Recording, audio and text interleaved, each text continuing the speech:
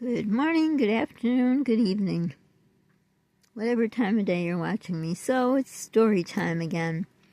So I thought I'd just show some pictures while I'm talking so you don't have to just look at a black screen or a screen with a light that falls down and turns off or, whatever. But hold tight with me here because this borrowed tablet is really just barely making it. So I have been having so much bad luck, it just, I can't even believe it. It just doesn't stop. Remember the black cloud over my head when I don't know when it started. Who knows? But anyhow, it's back. So anyhow, if everything wasn't bad enough with everything that's going on and not going on and, somebody slashed my tire. Yep, slashed it. I don't even know what to say. So the car that I could barely drive, I'm rationing what I only drive, to get to the pharmacy. We have to go 4 times a month to appointment. There's labs and doctors, but otherwise, I just ration and I don't go very far. But it's, it's on its, I can't even say last leg, less than last leg. So well, let me show you this picture. This is a picture of, and I do not have a black eye. Just looks that way. It's black and white picture, and I don't have black hair on the top either, but what it is. So I thought, I'd just show some pictures of me, my younger days. So when I met this man who, left me, this is what I look like. This was me in black and white.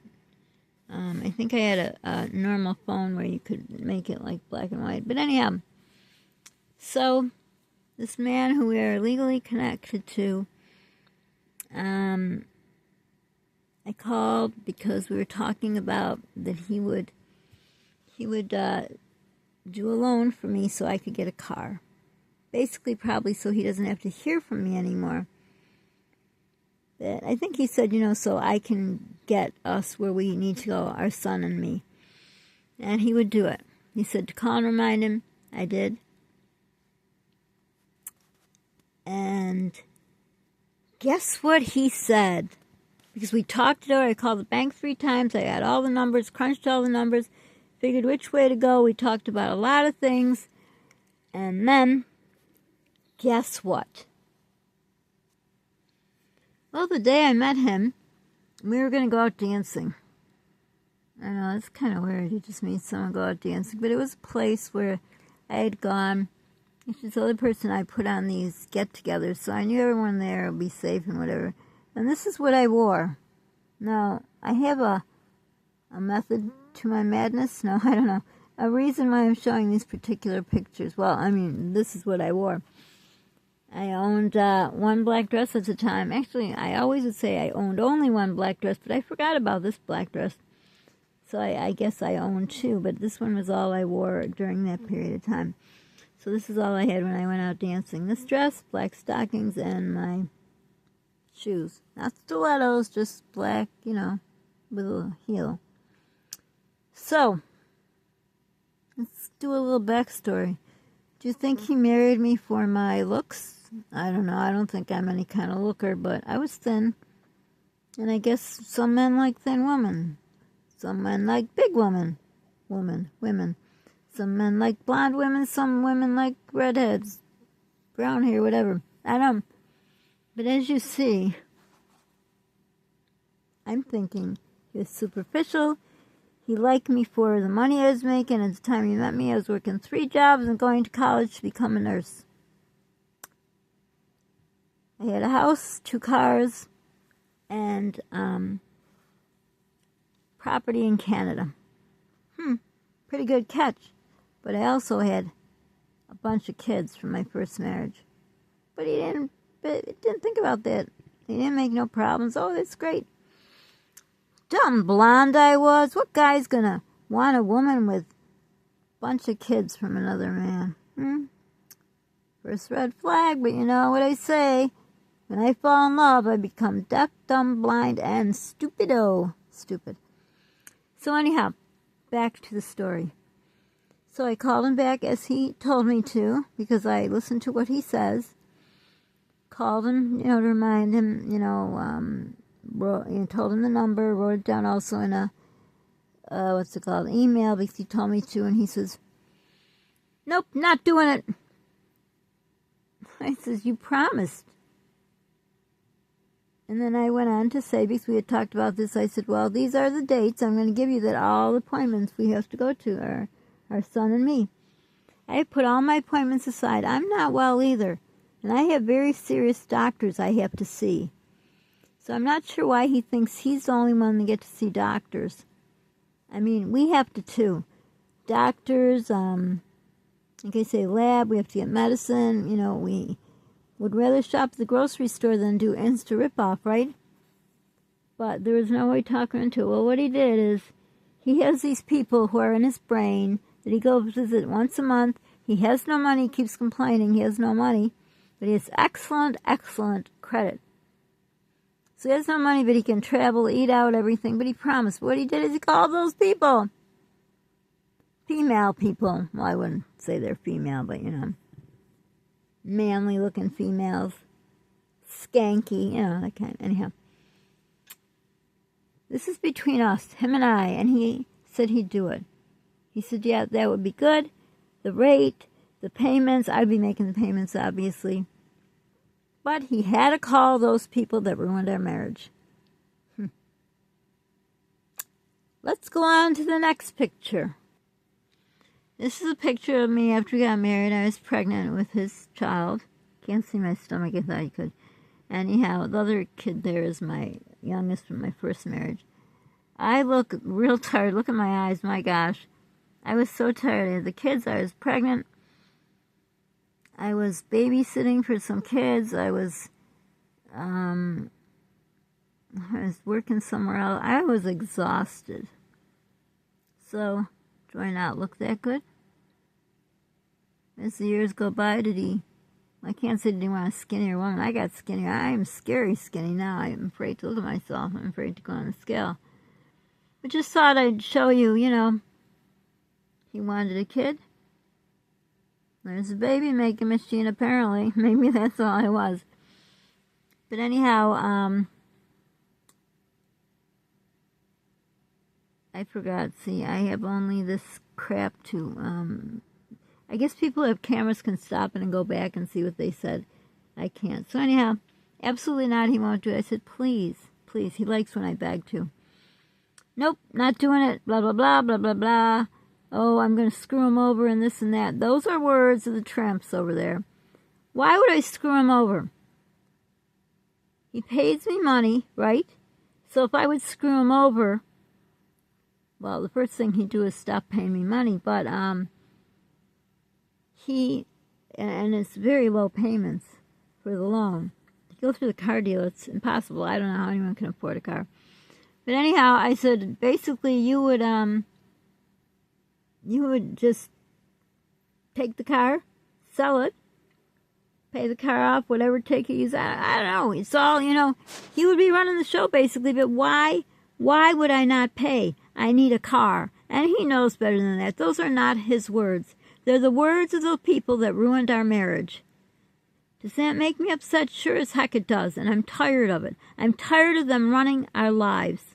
Well, they don't run my lives, but, I need a car. There's no reason I should not have a car. I'm not sure if he still has 3 cars or just the new car he has, but he has cars. So I asked him if I can use his car. We could take turns. If he can drive here, I'll drive to work and I have the car. Well, I won't even tell you the chosen words he chose. So he called them, told them our personal business, and I thought, I was very appreciative that he did this. I thanked him because I thought, it may make it easier for me to swallow that awful pill, how he broke my heart in a million pieces, how he deceived me, and how he abandoned us. Because we need a car. So anyhow, where am I? Still with a broken car. Someone slashed the tires.